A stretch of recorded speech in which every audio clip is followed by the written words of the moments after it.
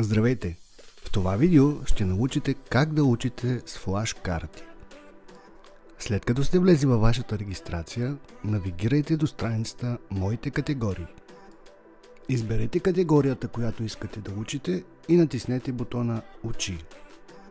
Тук може да изберете един, няколко или всички тагове. Изберете колко карти искате да учите наведнъж. Изберете начин на учене говоримо и натиснете Потвърди.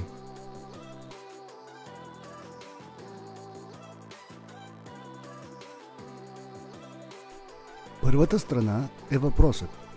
Помислете за отговора и когато сте готови, обърнете картата. Познахте или не?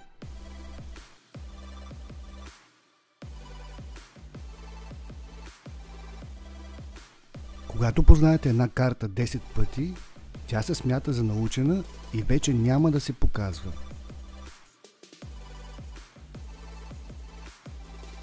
Натиснете бутона Филтрирай карти. Изберете тагове, количество карти. Този път изберете Учене с писане. Напишете вашият отговор в полето и натиснете Обърни. Тук самоучителят проверява отговорът ви. Бъдете внимателни за главни букви и разстояния между думите. Тук отново важи правилото, че когато познаете карта 10 пъти, тя се смята за научена и не се показва отново. Ученето говоримо и писмено не са свързани по никакъв начин.